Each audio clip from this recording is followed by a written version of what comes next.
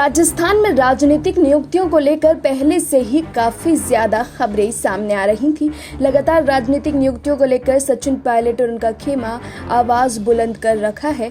प्रदेश में जिन कांग्रेस कार्यकर्ताओं और नेताओं के दम पर राजस्थान में गहलोत सरकार बनी है, अब उन्हीं कार्यकर्ताओं और नेताओं की सरकार में पूरी तरह से अनदेखी की जा रही है।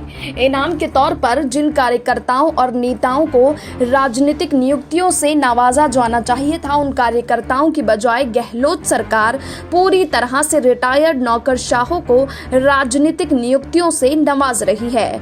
बीते 2.5 साल में गहलोत सरकार ने 1 दर्जन से ज्यादा रिटायर्ड नौकरशाहों को राजनीतिक नियुक्तियों में पावरफुल पद दे चुकी है। इनमें कई नौकरशाह तो ऐसे रहे हैं जिन्हें रिटायरमेंट होते ही राजनीतिक नियुक्तियों से नवाजा गया है।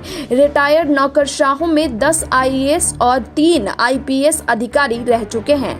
वहीं दूसरी ओर सबसे दिलचस्प बात तो ये है कि किसी सियासी संकट के दौरान सरकार का साथ देने वाले विधायकों को भी राजनीतिक नियुक्तियों में दरकिनार करके रिटायर्ड नौकरशाहों को उन पर वरीयत दी जा रही है, जबकि सियासी संकट के दौरान सरकार का साथ देने वाले विधायकों को बाड़ाबंदी के दौरान राजनीतिक नियुक्तियां एडजस्ट करने के आश्वासन दिए गए थे। अब कांग्रेस कार्यकर्ताओं के साथ साथ विधायक भी अपने आप को ठगा सा महसूस कर रहे हैं और कई बार अंदर खाने नाराजगी भी दर्ज करा चुके हैं। पावरफुल राजनीतिक नियुक्तियों में रिटायर्ड नौकरशाहों को तवज्जो देने का मामला प्रदेश प्रभारी अजय माकन के सक्षम भी उठ चुका है। कांग्रेस के एक धड़े ने माकन के समक्ष नौकरशाहों को तवज्जो देने पर जोरदार आपत्ति की थी, जिस पर माकन ने मुख्यमंत्री गहलोत से बात भी की है। कांग्रेस के सियासी गलियारों में इन दिनों मुख्यमंत्री अशोक गहलोत की कार्य प्रणाली को लेकर खासी चर्चा है।